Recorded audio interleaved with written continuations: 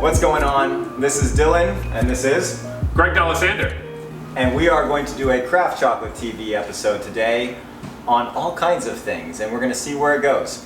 So, Greg is from Dandelion Chocolate and is the cacao sorcerer. He travels everywhere, all the time, sourcing cacao, and has a lot of really good insights into our industry.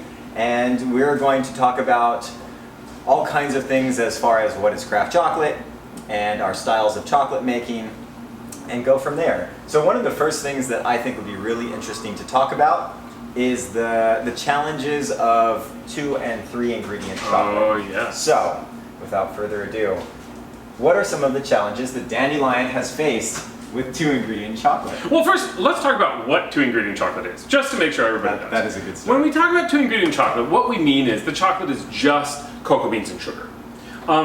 So there's a lot of different ways to make chocolate, and personally, I don't feel like one way is better than another. It's a stylistic thing. It's kind of like someone saying like red wine is better than white wine or Coke or cacao wine, right? I think fundamentally there's different people like different things. 2 ingredient chocolate, just cocoa beans and sugar means there's less fat overall in it because the fat. So cocoa beans are about half fat. And so like if you make a 70% bar and the beans are half fat, it means there's about 35% fat in the bar. And so if you add extra butter to it, you can have like 40% or higher fat. But that changes both the sort of mouthfeel and the texture, and it changes the flavor. And more importantly for us, I think, which is why we do 2 ingredient, is it changes the way you experience the flavor. Yeah, and I want to reiterate on some of that a little bit. I think it's a beautiful time to be in craft chocolate because there is no right or wrong. Totally. And I feel like this is what the United States... I mean, if you ask the Europeans, they might say there's something wrong. Yes, but in the United States, we are very fortunate that there's not written laws on what is chocolate in the way that the craft beer scene took off in the U.S. in the same way, where we didn't have the regulations. Yep. Or even in wine, it's like we can grow whatever we want here and try whatever we want to meet our palates. Yeah. And so in craft chocolate, it's gone the same route. And I appreciate that as well. I think there's this sort of balance of exploration that I think it's important to explore. It also might mean as sort of members of the industry, people might make terrible tasting things all in the spirit of exploration, which could convince people that craft chocolate is terrible because everything they've tasted that they call craft is terrible. Conversation. But I'm just saying, I think exploration has positive and negative. Yes. Overall, I think I'm a huge fan of hey, people should try what they want to try and see how it goes. You know? And in a lot of ways, there is no right or wrong because taste is a subjective thing. Totally. However, we have certain styles that I personally like that we add cocoa butter. It doesn't mean that it's the right way to go. Right. I eat plenty of bars that have added cocoa butter and enjoy them. And we also eat probably plenty of bars that have soy lecithin.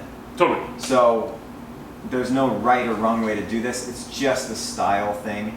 And I know that I face many issues by not adding something like soy lecithin, which is a very small ingredient that doesn't have to be that dirty, that has a terribly dirty wrap. Yeah, that's fair. I mean, some really great chocolate out there has lecithin in it. And why don't we quickly explain what lecithin is? Lecithin is an emulsifier, and you add a surfactant. Sorry? And a surfactant. Can you explain what that is? Because I don't know what that means. A surfactant is something that lowers surface tension, and so it allows it to flow more smoothly. Yeah, incredibly super smoothly. useful. What do you add? Something like 0.02% to the batch. Yep. You barely even notice it. It's almost imperceptible to when you add the quantity to the batch, and yet your chocolate behaves really well. Yeah. Now, however, I found out you can add too much. Oh, what happens when you add too much? It becomes more viscous.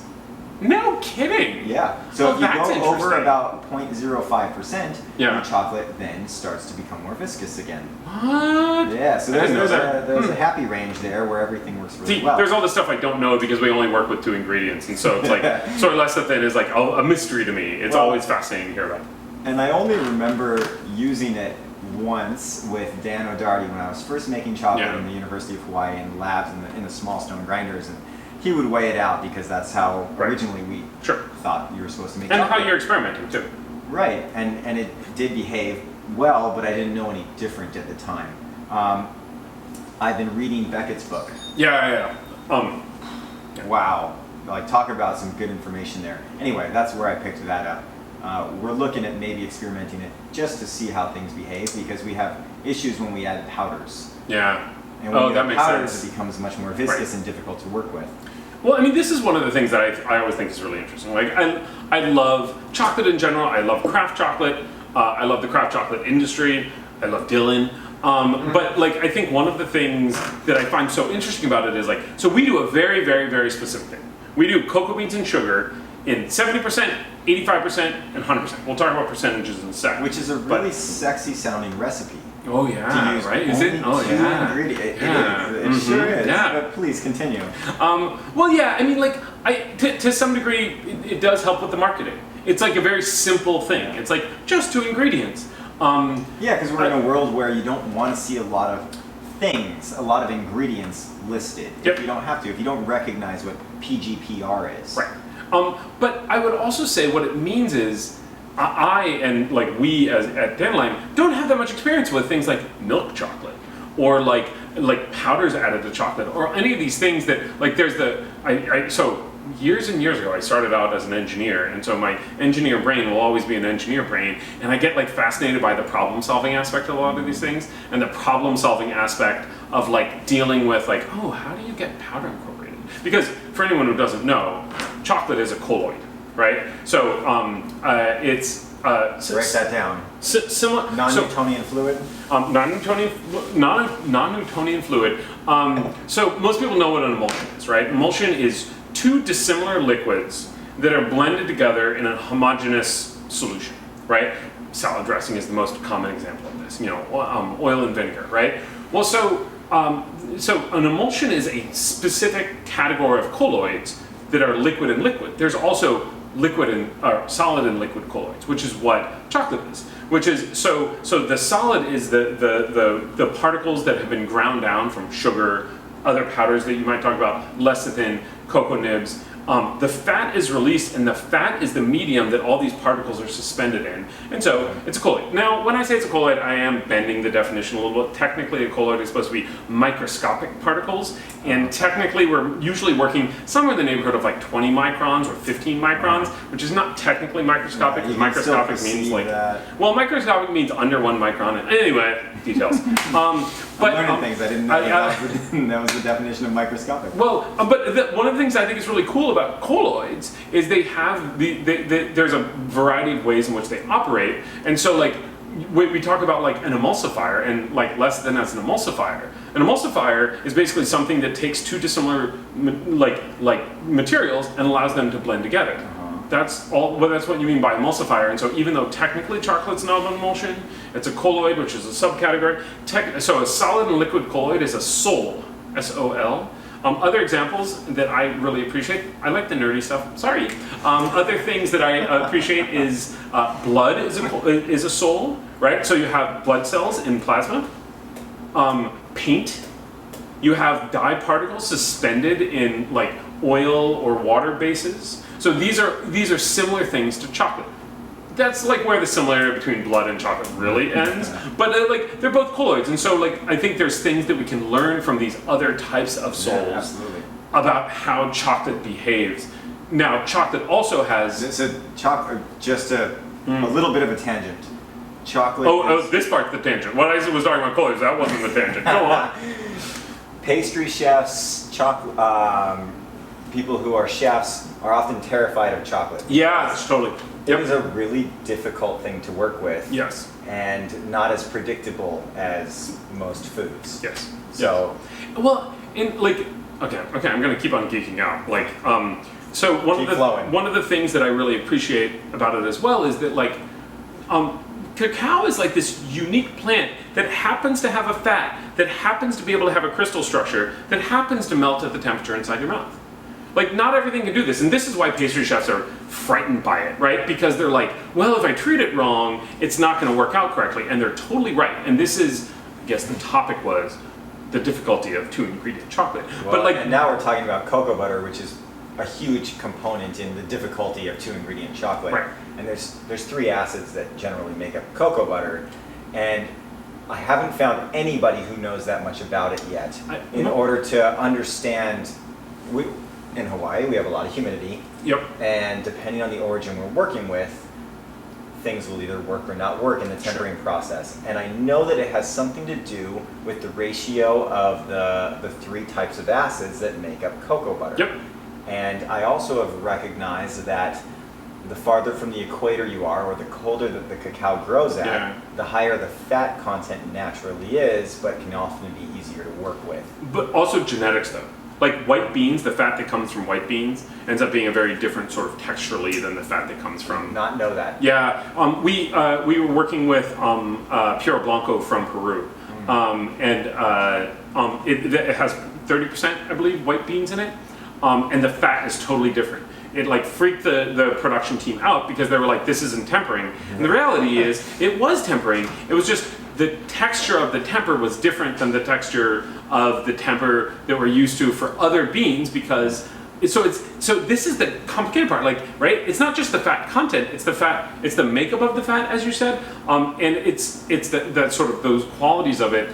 And I can understand why large industrial chocolate makers will like take all the fat out. You're left with the powder, which is in essence the flavor, like from the bean. Use that, add the fats that they want in, and now they have a very, very consistent product that they can control very tightly. Very easy to work with. This is why all the tempering companies hate our industry. Hate us so much. We are very difficult to work with. Oh my God, they think we're so dumb, and they might be right. But like for different reasons. Yeah, well, that's fair. No, I mean, like it's the people we work with. You know, so we both work with Packin, we work with Gami, Technochoc, right? You know, some of these companies we work with, on the Melanger side, we work with Diamond Custom Machines. Part of the reason we work with the people we do is they didn't tell us we're dumb. I mean, I'm not saying I want a yes man, but you know what? Like they didn't end up saying like, hey, you guys are just doing it wrong. But most of the people you talk to in the chocolate industry are like, oh no, you guys are just making chocolate wrong. Just add some lecithin in there. I can't even pronounce it very well. Add some lecithin in there. Add some extra butter, and then you don't have anything to worry about. Like, what are you guys doing? We've done a video on the different types of chocolate. In fact, one of the last ones was on all the different Whole Foods chocolates that we bought. Oh, right. Which was all the same chocolate, basically. Yep. But a lot of the time, what companies are doing is, in order to be very efficient, they will create cocoa solids. Right. And then you can buy cocoa butter, and then you mix them together in your machine. So you're buying like cocoa powder and cocoa butter, and you're mixing them, and then it becomes very easy to formulate. And sometimes it's not even cocoa butter, right? Sometimes, like, it's compound chocolate. Like it's a colloid, and so like any substrate, any fat, you can use depending on the texture you want and what you want it to do. And sometimes, but it's like, so when you're working with single origins, the way we both do, what it means is like every origin has a different type of fat. It's like a different percentage of fat, but also a different type of fat. And so you have to sort of figure out each individual. So like, to the original question, the challenges of 2-ingredient chocolate. One of the challenges is every single origin, the fat works differently. And if the fat works differently, you then have to like figure out how to temper that fat and like what the right texture is for that fat and all these kinds of things. That's definitely one of the challenges. Right, so there was one phase where we had we must have remelted 50,000 chocolate bars. So because we bought a tempering machine that was a batch temperer. Oh yeah. And it could hold 200 kilos of chocolate. Yeah. That was a Savage. Yeah, yeah. Savage holding tank. And it has nothing to do with Savage. This is Savage, you're great. This is our type of chocolate, and we only add a certain amount of cocoa butter. Normally we add 10% cocoa butter to our dark chocolates, and that's a percentage that we found made us the happiest as far as flavor. We're going for trying to make the best tasting chocolate and nothing more. I mean, if we thought that adding soy lecithin would make it taste better, we might even do that. Actually, that's a good point. Like that's kind of what we're shooting for too. We're shooting for an experience. Like more than anything, we want to make the best. Like I break the experience into texture and flavor. We want to make the best texture and the best flavor of chocolate that we can.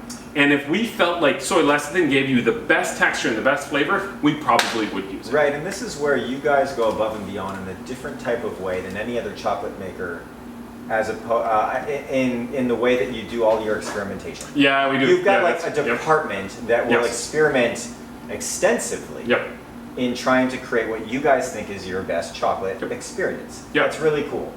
But okay, so to tie this back into tempering, we bought a Savage holding tank. That was a tempering machine. But our type of chocolate doesn't have lecithin. It's not. It's not more of a compound. It's difficult to work with.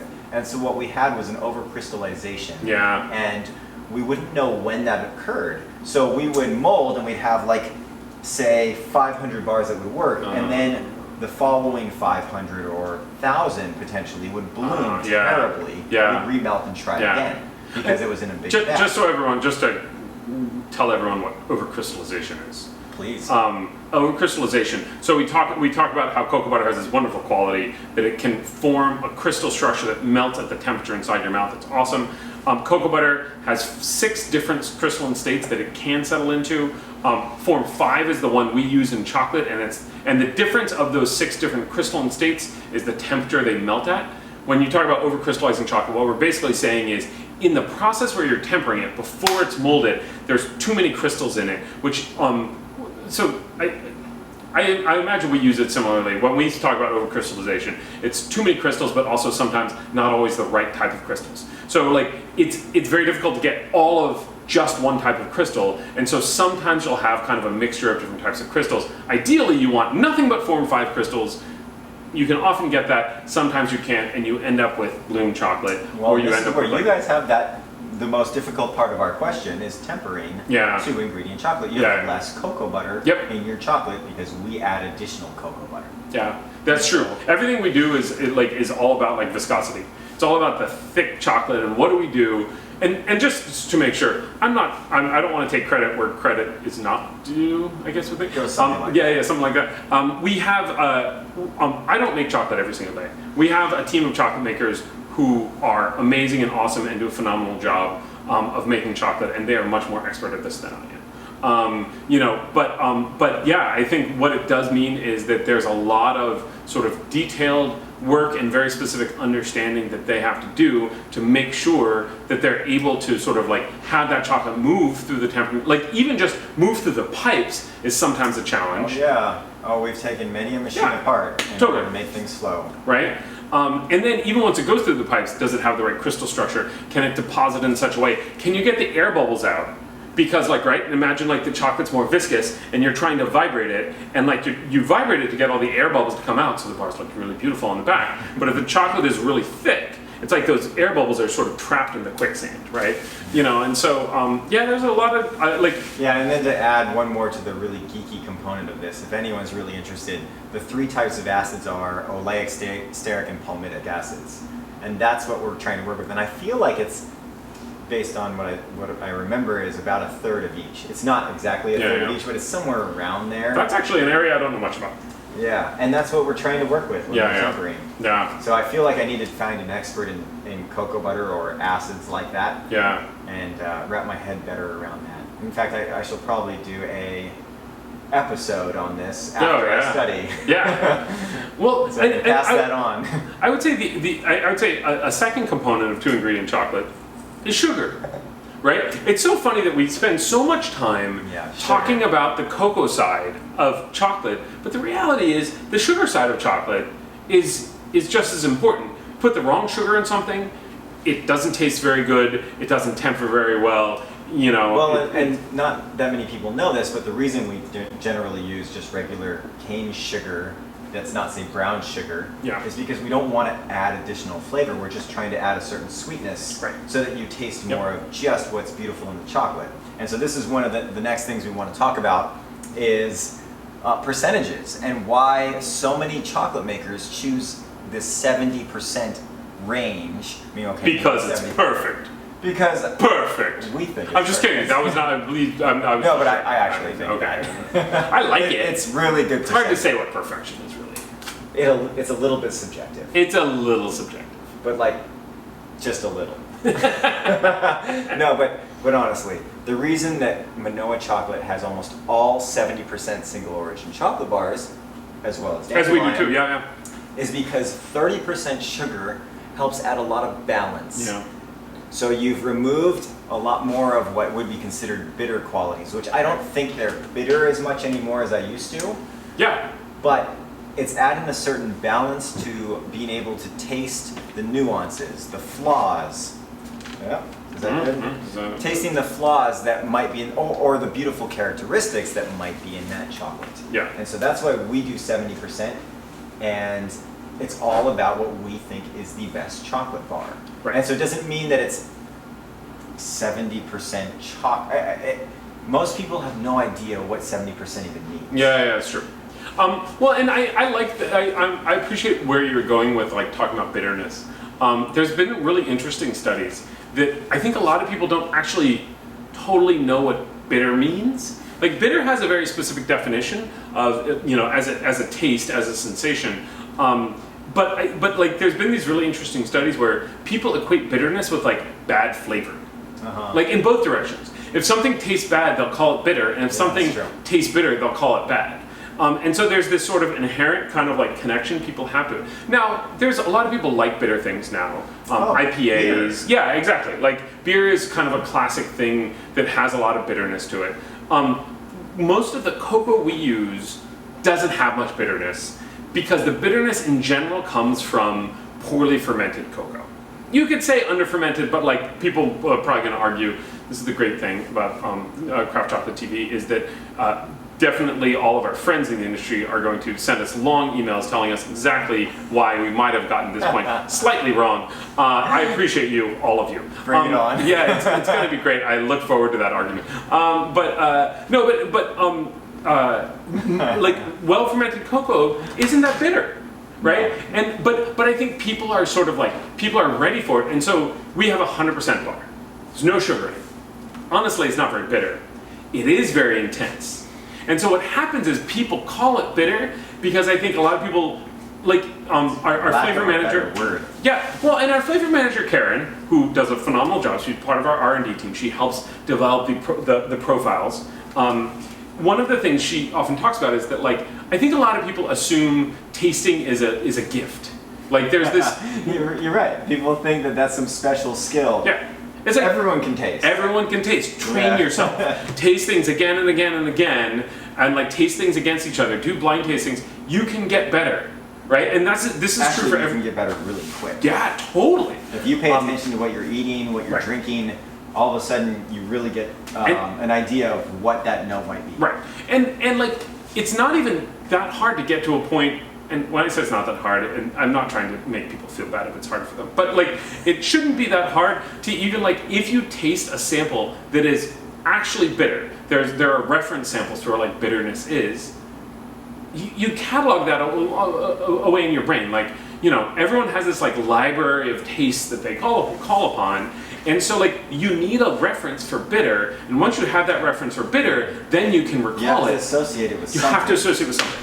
Right? Because like cocoa beans taste like cocoa beans. That's actually what they taste like. But people associate them with all these flavors that like harken back to their memories and these kinds of things. But like the reality is what you're tasting is cocoa. But just like so many great things in the world, chocolate is not a flavor. Chocolate is a family of flavors. Yeah. Just I don't know how many, but there's lots and lots of hundreds, thousands. Well, and there's no agreed upon family yet because everyone keeps on finding new ones that they're like, hey, I think this is it. But I would also say like strawberry is not a flavor; it's a flavor family. Ripe strawberries, frozen strawberries, overripe, underripe. You know, I think what happens is we get used to sort of like trying to put something into a bottle, if you will. I mean, I guess sometimes you need to, like beer. But yeah, exactly. But like people try to basically say this is one thing, and then like because we're into chocolate. Let's say we're into chocolate. I would say I'm into chocolate. Yeah, I think you're a small passion for it. Yes, minor, decade-long passion in chocolate that you have. Yeah, I've been dabbling.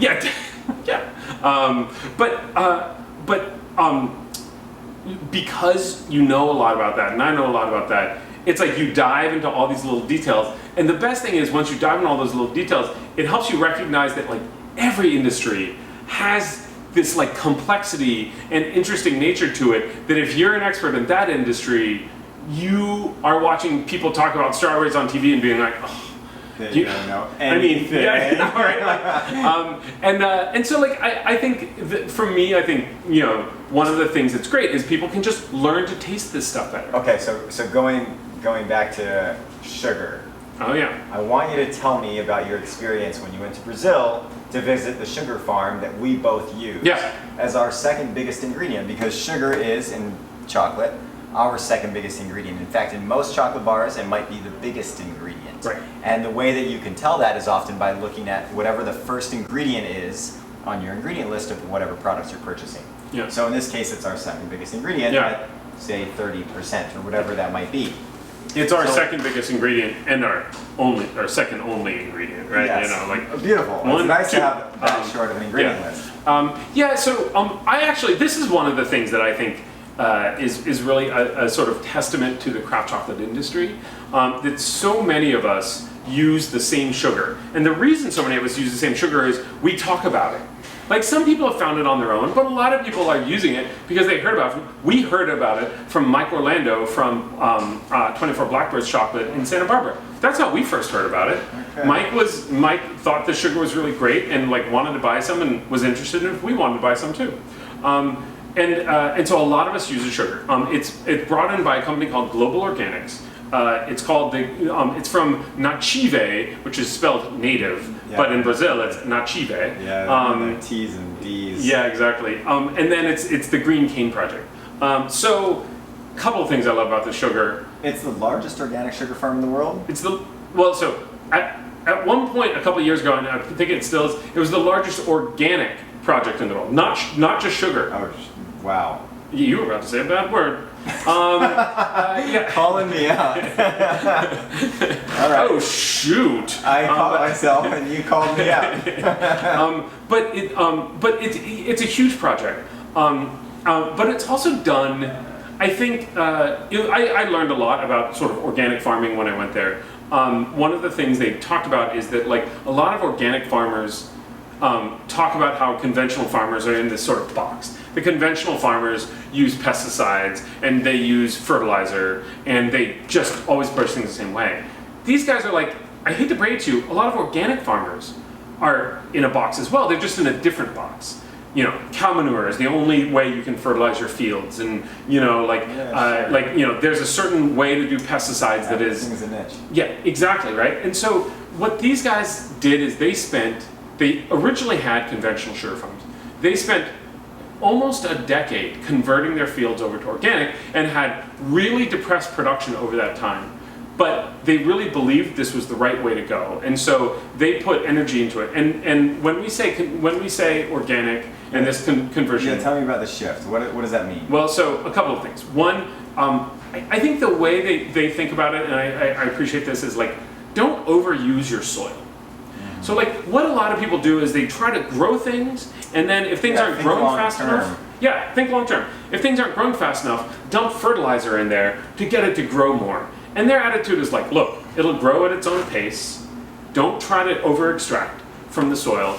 They also use a variety of different sort of natural things that they put in the soil, including like worms, right? Into the soil to ensure that the soil is rich. And wow, what a concept! I know, right? Like, but they also did some really cool things, such as the forests, right? The pockets of forest. They have pockets of forest. They also, when they plant the sugarcane, they rotate fields to sort of like keep fields fallow at some point to give them time to recover and plant like legumes, etc. in the fields during those times.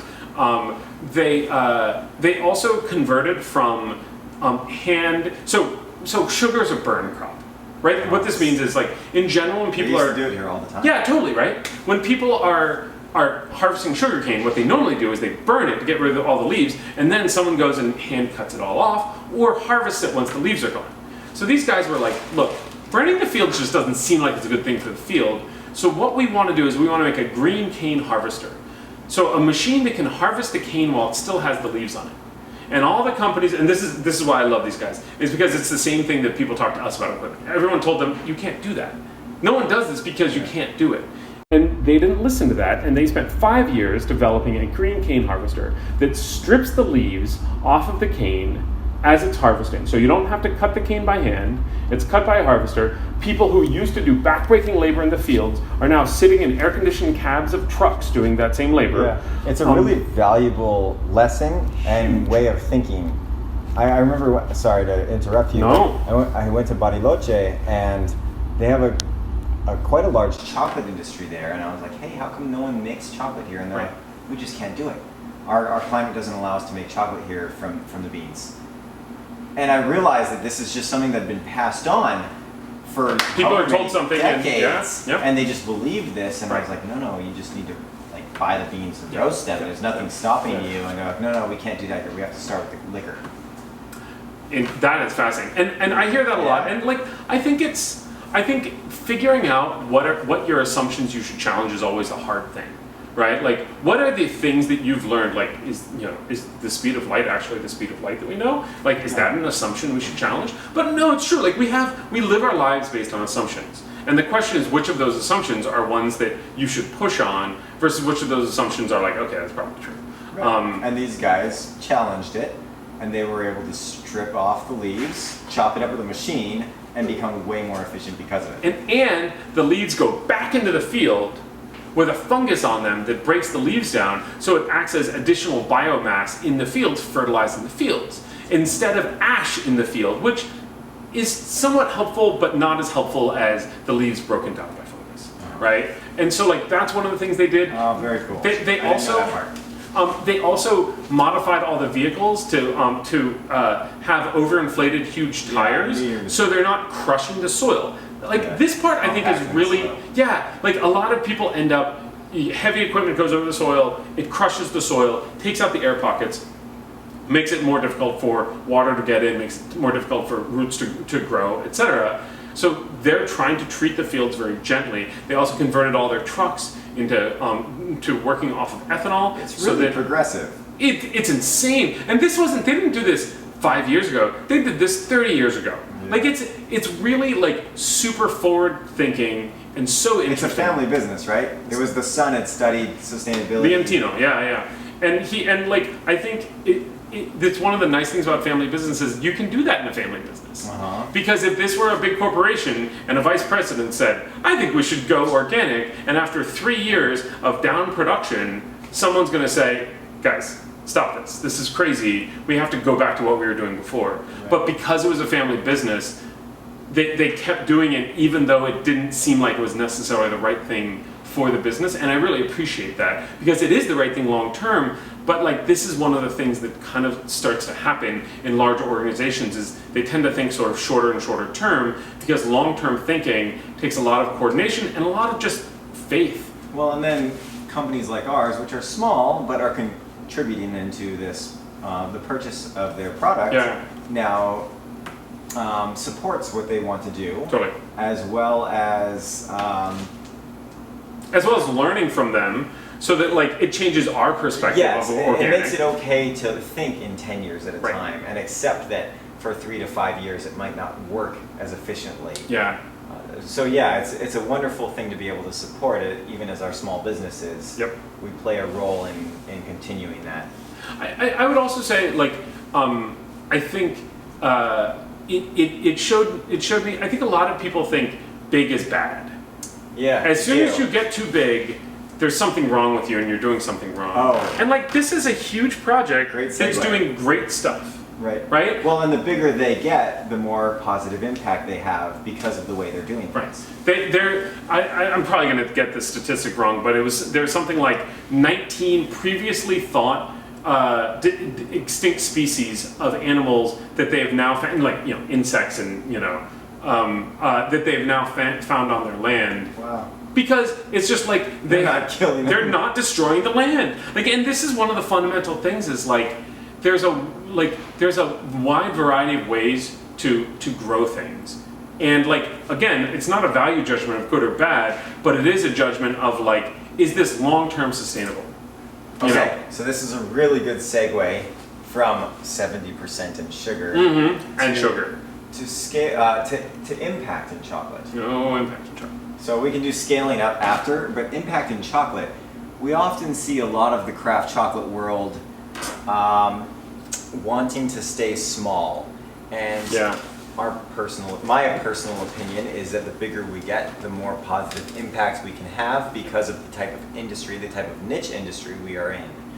And you guys have taken a similar perspective because you don't want to stay really small. Yep. The bigger you guys get, the more beans you can actually purchase and have At a really good impact price. Yeah. on that farmer. Yeah. And when you say a really good price, you're not talking about a really cheap price. No, yeah. That's really funny. Let's be specific. It's really funny. Like, you're totally right. A lot of people, when they hear good price, what they mean is cheap. When I say good price, I definitely mean like price that gives more money to cocoa farmers. Yes. You know, like we're paying premium. Yeah. For the farmers to do extra work, but it's also at a much more sustainable wage. I mean, the way I think about it is, we are paying cocoa producers, let's say, closer to what they deserve for the amount of time and effort and work that they put into it. The reality is, it's really hard to know, like, what really is, like, people use the term fair, but like, what is a fair price for cocoa? Everybody we work with, we talk to them about like, well, how much should we pay? And the answer is like, you know, I mean, if I were to ask you, how much do you need to charge for a chocolate bar to make your business long-term sustainable? That's a hard question, right? Very difficult. Yes. You're like, well, I mean, if I charge $50 a bar, I wouldn't be sad if everyone bought it still at $50 a bar. You bring right? up a really good point because there are other chocolate makers like Toak. Yeah. They charge $250 a bar, Yep. and I think their cheap bars. They have one for like cheap bars, 40 now, I think. Okay, so 40, 25, Yeah. 50, whatever it is. But is that working? Is that a sustainable model? Right. But I'm just saying, like, Are they paying significantly more for their beans? Like what is going on there? well, and are they buying enough beans at a significantly higher price that to makes really it affect it. yeah, like, because I think And just for everyone's reference, like our industry pays somewhere between 5 and 10 or 5 and 12 5 and 10 is probably yeah. a kilo. Except for Hawaiian cacao, which is like 25 a kilo. Yes, correct. So we're ignoring Hawaiian cacao because Don't ignore Hawaiian cacao. I love Hawaiian cacao. Dylan, how dare you? me too, in fact. Yeah. It's some of the best stuff that we have Yeah. right now. But for the world's craft chocolate market, $5 to $10 a kilo is quality. Yeah. Like you can get really Yeah. good cacao somewhere in that range. And that's a fair price where the farmer is starting to make enough that they can survive. So our average for all the cocoa we bought last year, the average price we paid was, if I recall correctly, about $6.70 per kilo. Okay. That was our average price. Yeah. And the world market price, somewhere in the neighborhood of $2.30? like 2,300 or $2.30 per kilo, $2.40 per kilo. It changes, but yeah, it's somewhere in that neighborhood. So we're like 2.5 times the world market price. Is Yeah, what we're buying. 2 to 3, sometimes Yeah. it's 3 to 4. Yeah, depending depending on the what's world going market. Yeah. But as far as an impact goes, for craft chocolate to have a real impact, it means that you can't be buying 2 bags of cacao and saying you're really helping the farmer. And so this is where Manoa Chocolate's stance is, the bigger we get, the more we can actually help. And Yeah. we've got additional interests in developing an industry here in the state. Totally.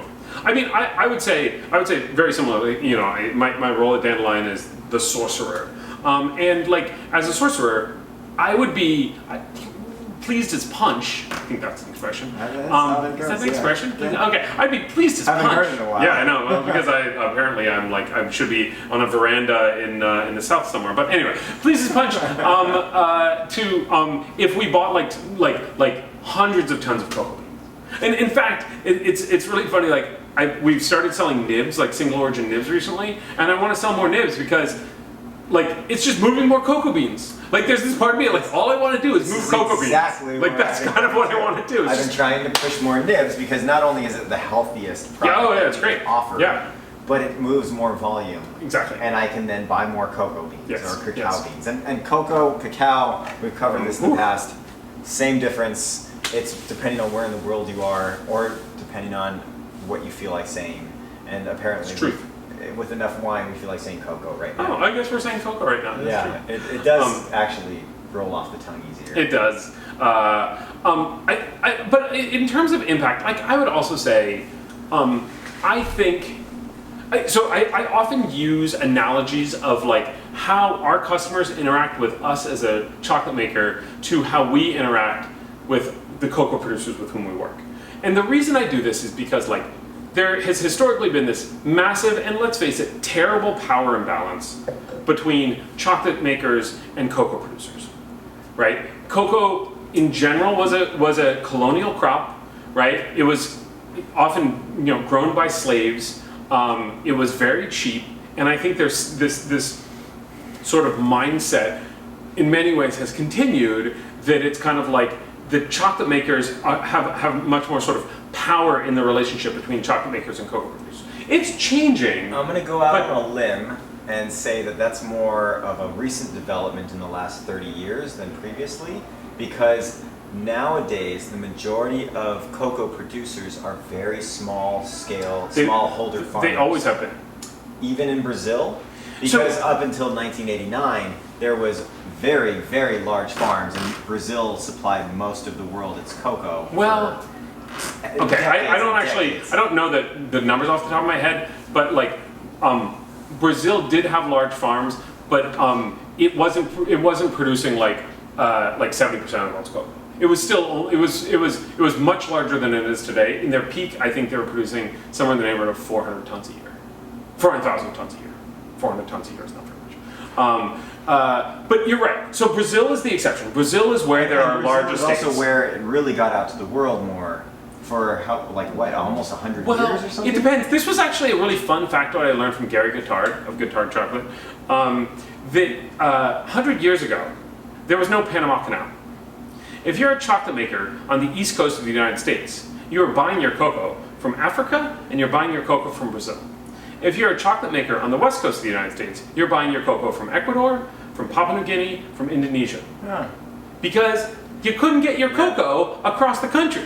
Yeah. Which is fascinating, right? Like I was like, it blew my mind when he said that. I was like, oh yeah. I guess like I think what is it, the Cape Horn? You'd have to sail around that. Which Our Lady. And so you just don't do it. Yeah. And like it's not that it's impossible to do. It's just like why would you do it? Just like get stuff from the side of the world that you're on, right? And you weren't shipping stuff across the country. Right. Lord knows. And I think and most chocolate at that time was coming out of Europe, right? They were the largest consumer. Well, in the United States, so Ghirardelli and Guittard on the West Coast, sort of about 150 years ago, both of them started during the gold rush in California, and they were both very large producers on the West Coast, and the East Coast clearly had like Hershey's and there was Blomers and Peters. I don't know when they Blomers, came about. Yeah, Blomers is in Chicago. They're both very large. I just don't know when they arrived on the scene. Mars. Yes, and Mars, of course. Mars. But like as you said, it's true that Brazil did have Brazil had huge farms, large haciendas, or fazendas, I guess you would say it in Portuguese, large farms, and was doing a lot of the cocoa in the world. But like historically, cocoa has always been, in part because it's growing in colonies, a sort of smallholder crop. Right. That's certainly what it's been for a long time. And today, very, very much so. 95% of the world's cocoa is grown by smallholder farmers. And when we say smallholder farmers, we're talking about people 5 to 10 acres of land, or even less. Yeah, like some of them totally acres. less. Yep, absolutely. I know that a lot of Ghana and the Ivory Coast are 1 to 2 acre farms.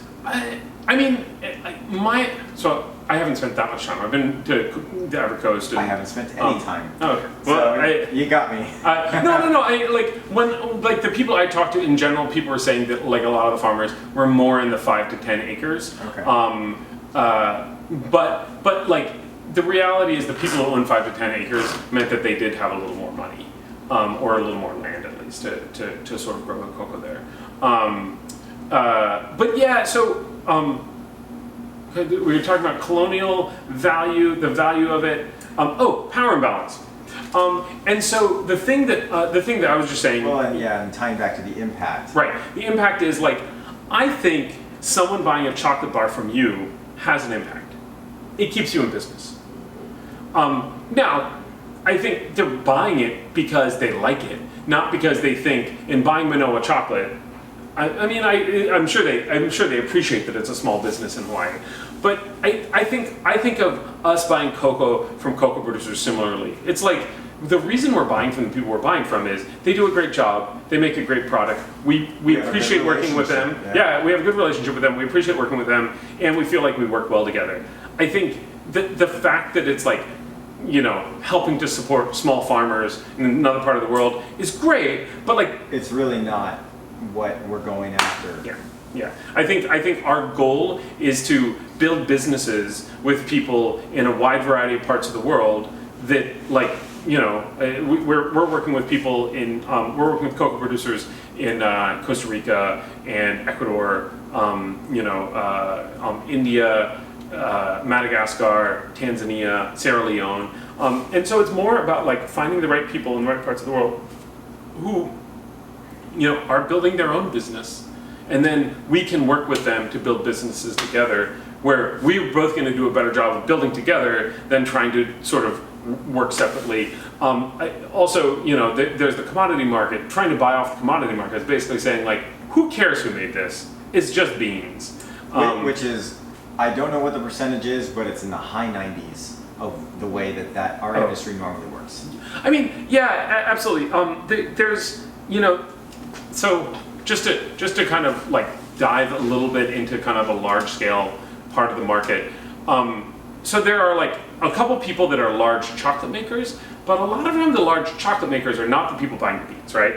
There are cocoa buyers that then grind the beans to liquor and then sell the liquor. So like what we do is a totally different structure than what the sort of chocolate industry at large, the Blommers of the world, do. The largest buyer of cocoa beans in the world is Barry Callebaut. They buy, my understanding is about half the cocoa beans in the world. They also make chocolate, but it's like, but they buy beans and they make chocolate. My understanding is, like in most places, there is like in India, Cadbury, who is now part of Mondelez, is buying most of the cocoa beans from there. And so there is like a relation, like you could say that there's a relationship there because there's people who work for Mondelez on the ground buying cocoa. Do they buy at commodity prices? But yeah, they're buying at fixed prices, or they're buying at prices fixed to the world market. Yeah, absolutely. And so technically, they you could say they're connected to the people they're buying from, but it is more of a sort of commodity exchange, if you will. Yeah. Right.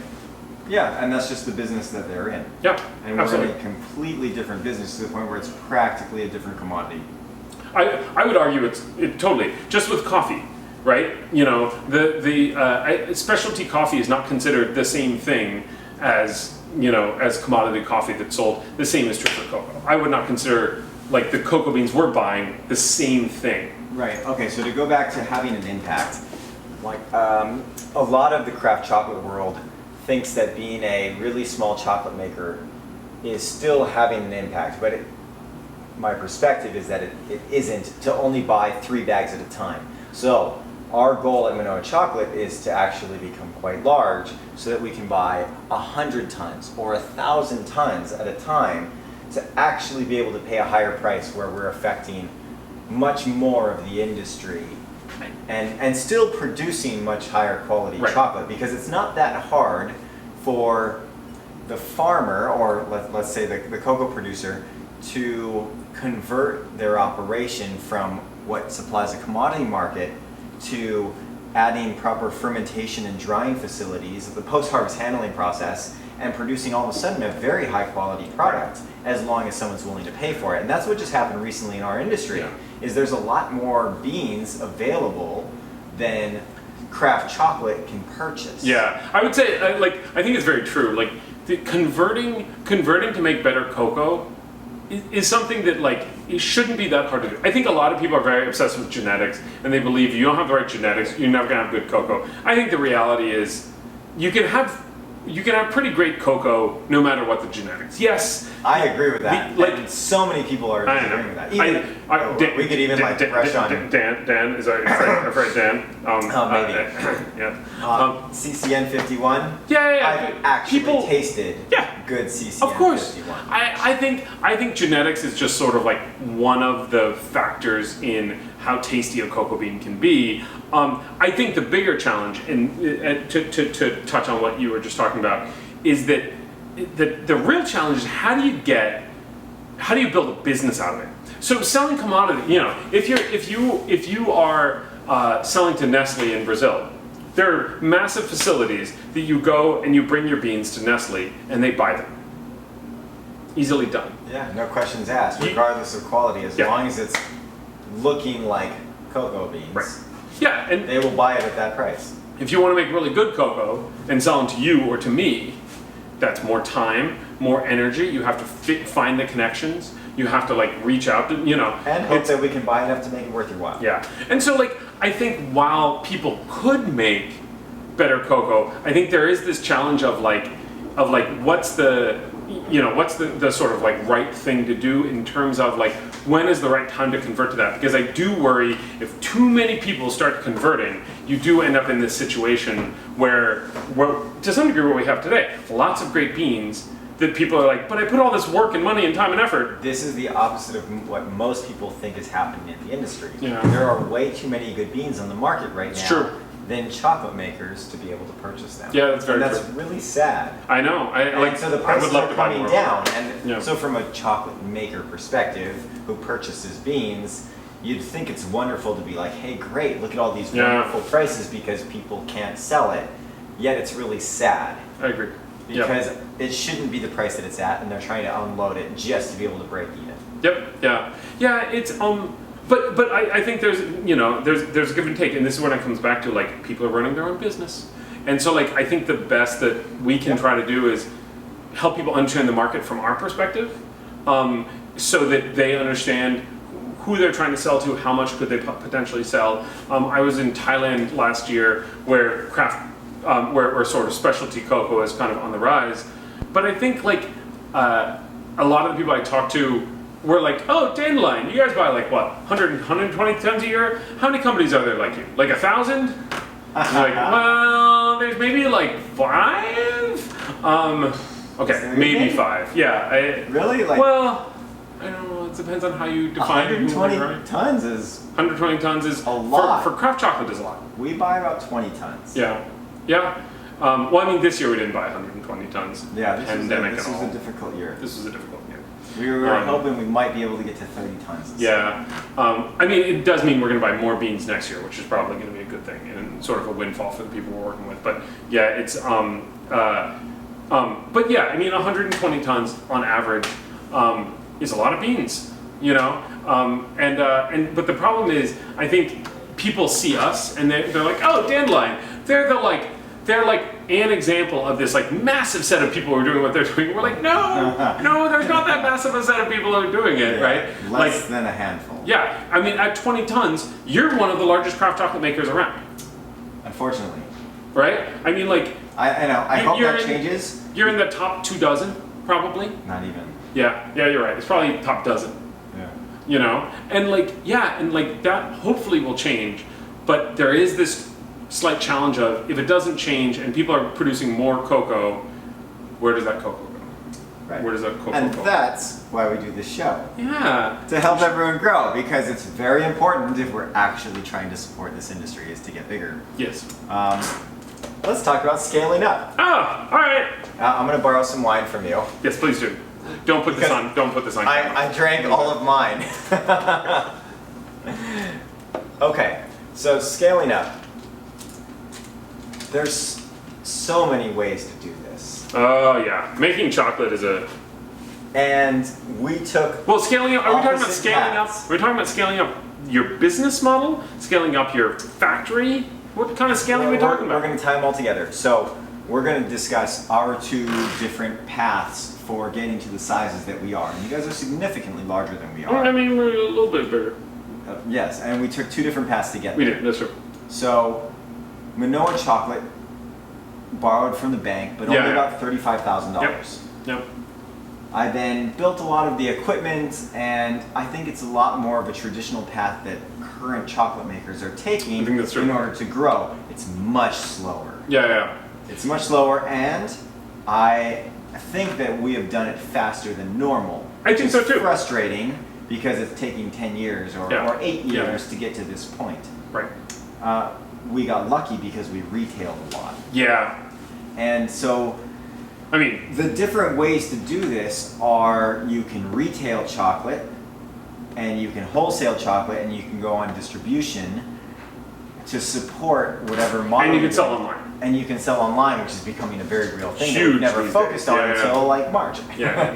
But Dandelion borrowed money and took money from investors. Yeah, we didn't borrow, we took investment. You took investments. You gave up equity and grew way faster. But we started around the same time and started around the same scale. Yep. And so these are two different ways. Now, you guys are having a much larger impact on this industry based on how you're purchasing beans. I mean, I think if that's how you measure it, sure. But I would also say, right, I'm not saying one's wrong. Yeah, exactly. You're totally right. Like we took a different path. I'm a big advocate of taking investment because for a variety of reasons. One, I mean, it depends on a lot of things. We did it because we saw now was a very specific time in craft chocolate. It's kind of like if I were opening a craft brewery today. Timing is huge. Timing's huge. But if I were opening a craft brewery today, I don't know that I would say we need to get a lot of money in to grow this fast because it's not like craft beer is going anywhere, right? Whereas like craft chocolate, it's kind of like, we started in 2010, you started in 2010. 2010 was like an interesting time, and it was just at the cusp of when people were starting to get into this. And so from our perspective, part of what we felt like was we wanted to grow fast because like now's an important time to grow fast. And so I mean, like you own more of your company than we do because we took investment from people, but we grew bigger. I mentioned the other day that there's this great expression people use of like, would you rather have 100% of a grape or like, half of a grapefruit? Right, Okay, if you don't like grapefruits, then that's kind of a no-brainer. But I don't, by the way. Yeah, okay. It's the only fruit I don't like. Okay, let's say half of a papaya. I love. Well, some papayas I really like. Well, okay. Oh my God, you are picky with your fruit, my friend. Tropical fruit, guys. Tropical fruit. So we went down this path where we felt like the best thing to do is we did basically friends and family investors. In the Bay Area, friends and family can, have enough money to give you quite a bit of money. And so we did, we basically did investment from individuals that we knew. And it's worked out really well for us.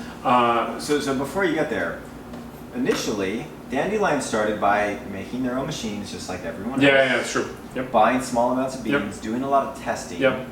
And so the initial part was the same as just about every other craft chocolate maker. You guys then just took it to another level as soon as you realized what you wanted to do and came up with your greater vision. Well, and it's funny, like, I remember when we had, right now we have 3 factory locations, one in Tokyo, and 2 in San Francisco. Originally we had one on Valencia Street in San Francisco. And the one we had on Valencia Street, we basically had a conversation where we said, guys, we can just do this. We can have this factory, we make chocolate out of here, we sell it, we can make a good living for everybody here. Or we can grow. And we made it like a conscious decision, and I think this is one of the things that's really important, is it's super important to you gotta make a conscious decision that you want to grow, because I think a lot of people are growing for the sake of growing, not growing because they've decided this is what they want to do. And on the other hand, I think a lot of people are scared to grow. Yeah, there's a fear involved in growing because there's the unknown and there's the risk tolerance. It changes things. And what I've found is that as we've gotten bigger, things have gotten much easier and much more fun. Yeah. I've enjoyed the whole process a lot more as we've grown, and it's become way more stable. Yeah. So we've survived COVID because of the scale that we were at, and it was relatively easy. Yeah. Because of our different income streams. Yeah. Our revenue sources were diverse, we were able to make the decisions we needed to survive. But there's certain scales of cacao volume that you could measure it at in order to survive properly. Right. And so one of the minimums that I see every small scale chocolate maker needs to get to right away is at least 2 stone grinders. So 20 kilo grinders going constantly. You put 20 in them, we put 30 in them. In these ones? Yeah. Really? Yeah. Oh shoot. we were never able to get the grind to go. Oh, that's right. Yeah, you guys never had. Yeah. Wait, are you using Cocoa Towns? No, we're using Diamond Custom Machines. That's why. Yeah, that's probably true. So different machines. And he also makes a bigger one now that we put 60 kilos in. And this is it's before way better. Diamond was even making machines. Diamond's relatively new. So this is 2012 is when we got our 2013 is when we got our first one because I was using the really small one. Oh yeah, we were using the tiny going ones. through that hellish Terrible. phase. They're not designed for that. No, they're terrible.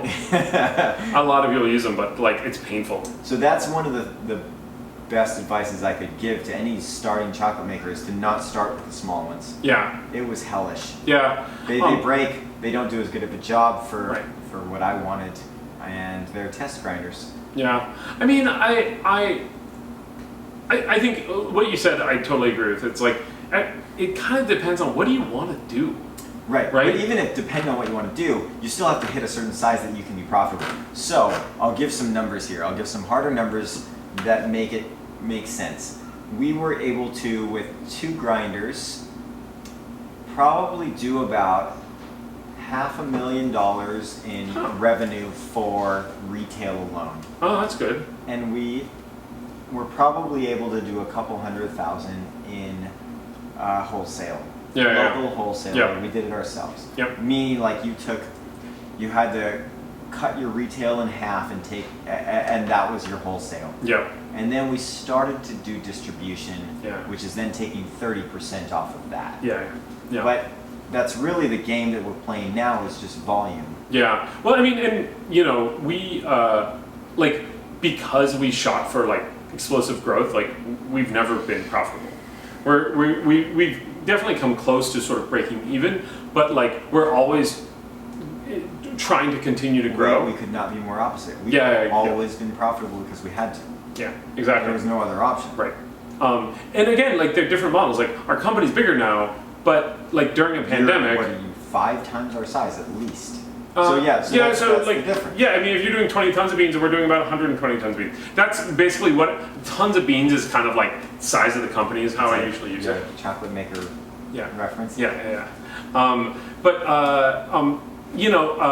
again, like during a pandemic, when you were already profitable, like for us, when like we were sort of on this growth path and the pandemic hit, and we were like, oh, interesting. Growth is a little challenging right now, right? And so I mean, again, hindsight is 20/20. If somebody had told me there was going to be a pandemic in 2020, I definitely would have done different things. First of all, I would have gotten pandemic insurance, and that would have been awesome. I thought about that. Did you see when what was it? Wimbledon? They had like pandemic insurance for the last 20 years.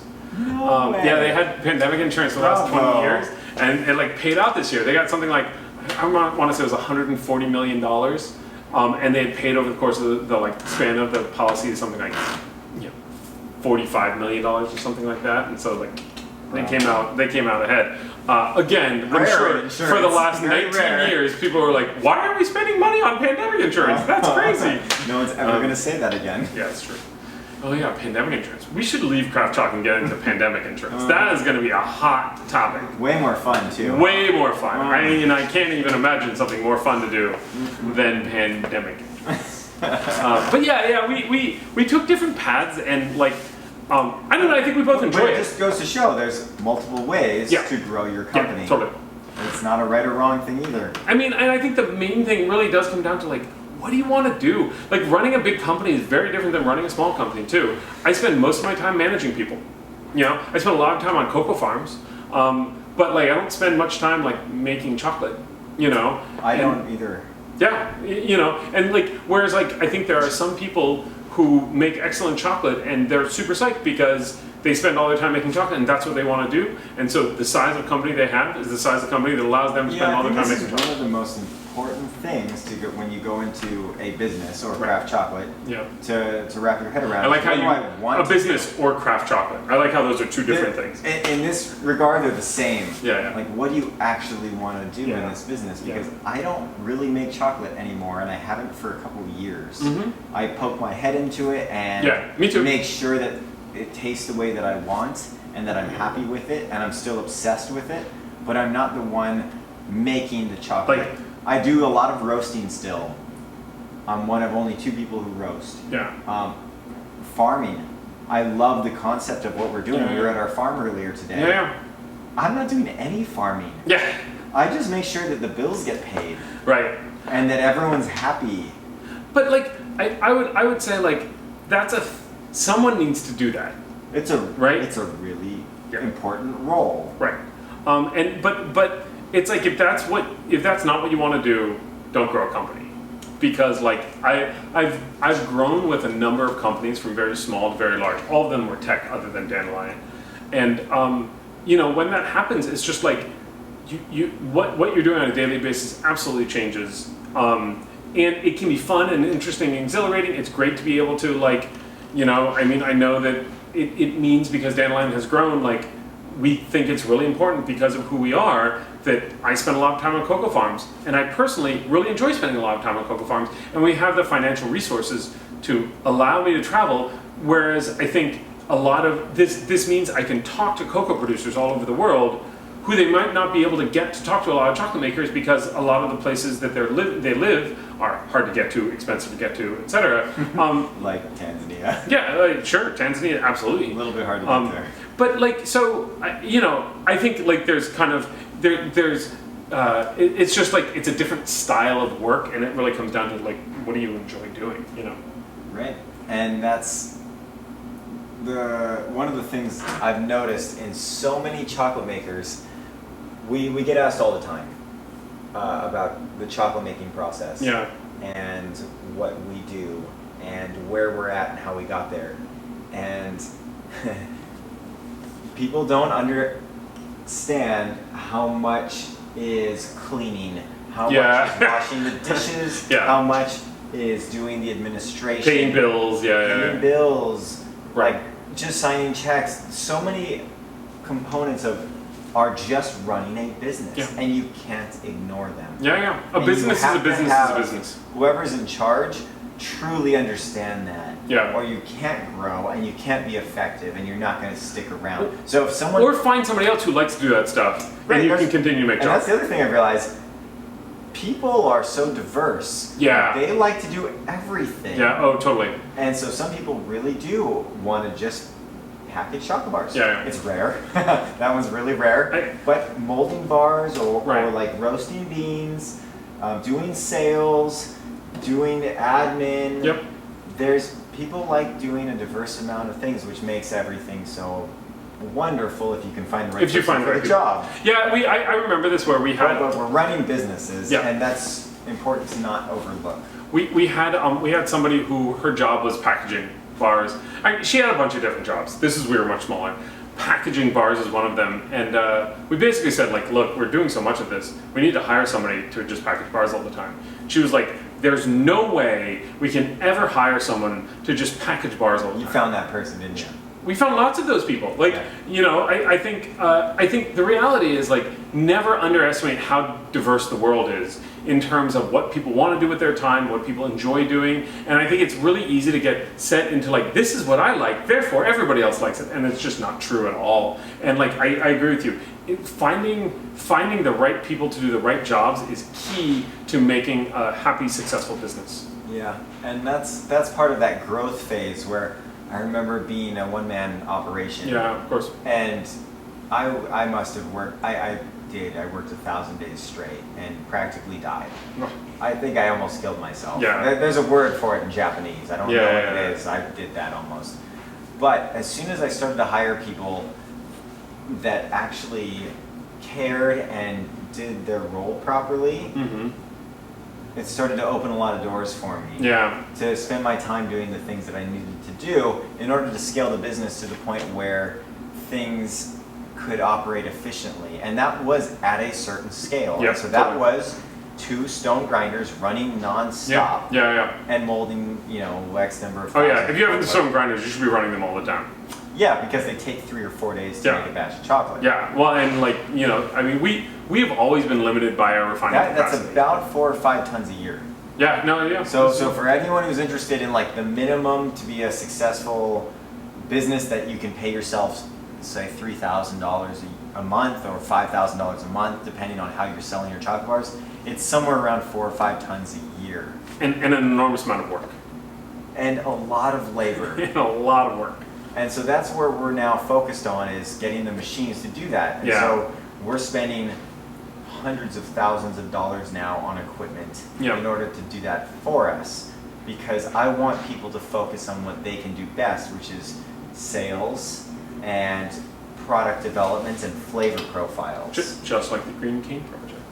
Yes. Right? It's Yeah, like sure. It's like, instead of having people do more of the manual labor, have Yeah. people do more You want of a the machine to strip the leaves off and Right. chop it into pieces. Well, for a long time we had a roaster akin to this one, where people would go up on a ladder and dump, a buckets of beans into the hopper. Wait. Like what we do? Yes. We now have a bucket elevator that does that automatically. There's a reason that we bought that piece of equipment, is because the amount of money it takes to pay someone to go up a step ladder, not to mention it's The kind of risk. dangerous. Yeah, exactly. We don't want people to do risky, dangerous activities, Yeah. We haven't talked about what is craft chocolate. Let's finish with what is craft chocolate. All right. I'll give you some back. Okay, excellent. And then we're gonna finish. I'll move this over here so we're not looking at my little cup. Okay. What is craft chocolate, Dylan? What is craft chocolate? To me, craft What is chocolate craft chocolate to you? is buying really good beans and less about scale. So it's following the same ethos without putting a cap on volume, because I know that in craft chocolate we could make 1,000 tons a year Yeah. and still be considered really high quality chocolate without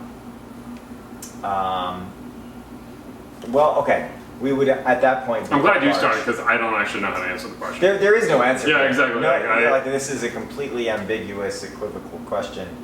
Unequivocal. Right, sorry. because Right, sorry. what is what we're doing fundamentally different than what Volrona does? We are using less or no commodity cocoa.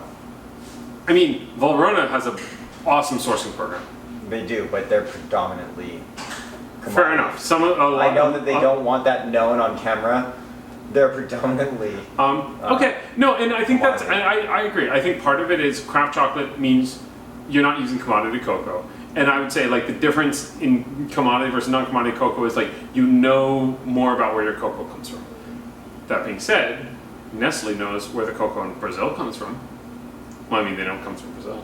Yeah, so they know the country that it's coming from most of the time. Somebody who works for Nestle knows most of those farmers. You think so? Yeah, definitely. Yeah. I disagree. No, I mean, it's true. The farmers? They know the farmers, or Well- the broker that they buy the beans from? I mean, just keep in mind, when we're talking about Brazil, we're talking about large farms, and so the farmers I've talked to in Brazil, the farm owners, I should say, people who own farms in Brazil, they know the people who they're selling the beans to, and the people who they're selling the beans to work for Nestle. Okay, so yeah, I guess this is an interesting model, because I'm the farms just saying, are big enough that they can still supply these individual companies. I'm just pushing the boundary of why is this fundamentally different? And I guess part of It's in the processing. how so?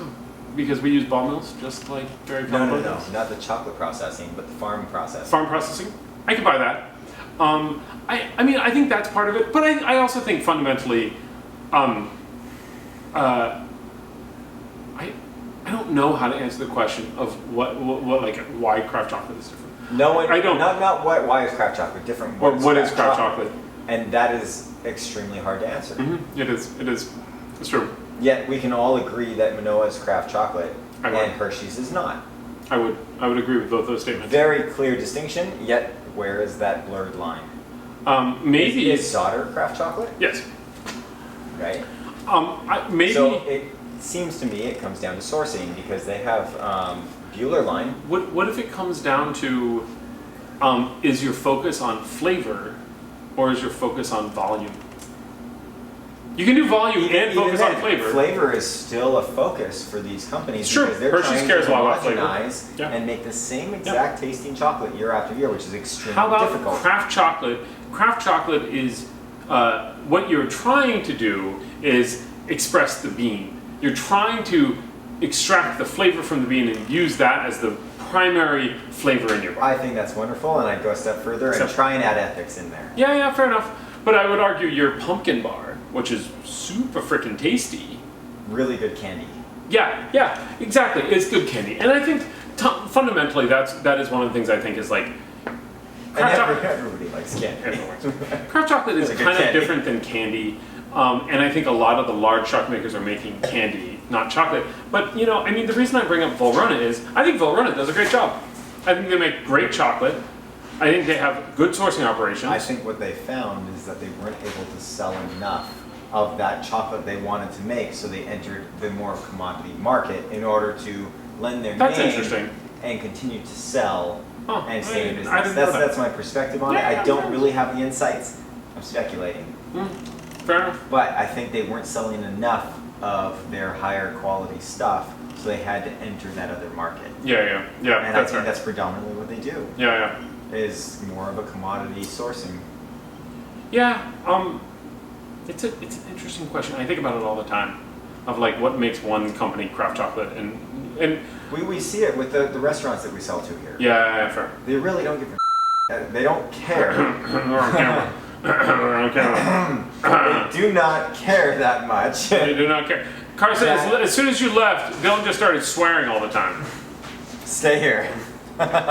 They do not care that much that it is from Ecuador or from Peru or from Tanzania. They you mean the care restaurants? More, the restaurants care more that it's a name. Manoa Chocolate makes good chocolate. We have a good reputation. Yeah. They're buying from Manoa Chocolate. Yeah. They are then making their case. Yeah. And then when they go to put it on their menu, it looks good. You should. That is what Valrhona has thrived on. Yeah, that is just true. I think you should definitely bring Simran Bindra from Cocoa Chameleon into this conversation. Yes, I love that guy. Okay, well I think we've covered Well, thank you so much. healthy amount. This is wonderful. Thank you so much Of craft for chocolate. listening to the two of us babble. If you've listened to this long. Yes. See you next time. Thank you for watching Craft Chocolate TV. Cheers. Cheers. Until next time.